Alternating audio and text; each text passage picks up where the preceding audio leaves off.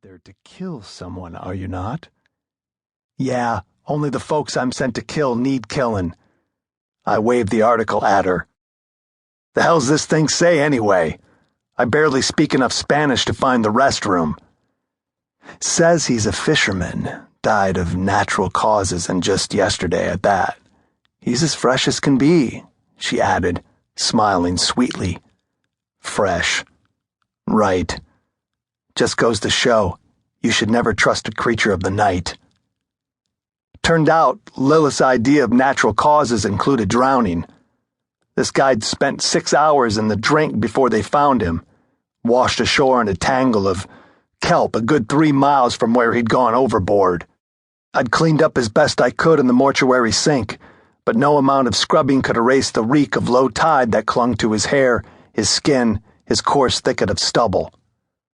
Still, if Lilith thought this guy would be enough to make me cave and snatch myself a living vessel, she was sorely mistaken. I'm nothing if not stubborn. But the hassle with the meat suit was nothing compared to the job itself. His name was Pablo Varela, a major player in the local drug trade. Varela's brutality was a matter of public record. In the 2 decades he'd been involved in the trafficking of coca, he'd only once been brought to trial. It was 7 years back, and the Colombian government had turned the trial into quite the spectacle. TV, radio, the whole nine. Their way, I guess, of demonstrating their newfound dedication to the war on drugs. Varela declined counsel and mounted no defense. After 8 weeks of damning testimony from the prosecution, it took the jury only minutes to acquit. Some say Varela got to them, that he threatened their lives and the lives of their families if they failed to set him free. Others claim he didn't have to, that his reputation alone was enough to guarantee his release. Whatever it was, the jury made the right choice. Save for them, everyone who set foot in the courtroom over the course of his trial was murdered. Every lawyer, every witness, everyone. Some, like the bailiff and the court reporter, got off easy. 2 bullets to the back of the head. The judge and chief prosecutor weren't so lucky. They were strung up by their entrails in the city square, their throats slit, their tongues yanked through the gash in the Colombian style. 1 week later, the courthouse burned to the ground. Now a guy like Varela, I don't much mind dispatching. Problem was, the man was paranoid. As soon as he caught wind that I was looking for him, he sent a couple of his goons around to take care of me. That didn't go so well for them, so he sent a couple more. I'm afraid they didn't fare much better.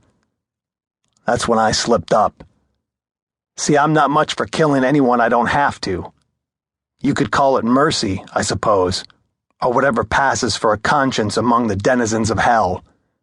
I call it stupidity, because the bastard that I spared spilled his story to Varela, who grabbed a handful of his most trusted men, not to mention enough firepower to topple your average government, and disappeared into the jungle. Not a bad play, I'll admit.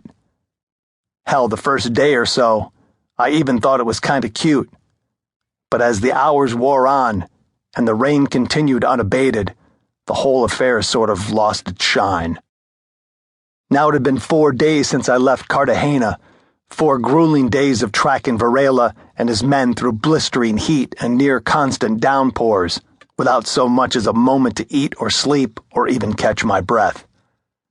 Varela's men were well trained and familiar with the terrain, but they were also laden with gear and would no doubt stop to rest, so I was certain I could catch them. Still, October is Colombia's rainy season, and during that rainy season, there's not a wetter place on earth. All I wanted was to turn around, to find some nice secluded spot on the beach, and watch the waves roll in off the Caribbean through the bottom of a bottle of beer, which is exactly what I intended to do, just as soon as Varela was dead. Woody ropes of liana hung low over the forest floor, clawing, scratching, winding themselves around my weary limbs as though they might at any moment retreat with me into the canopy, the rare, unwary traveler too delicious a morsel to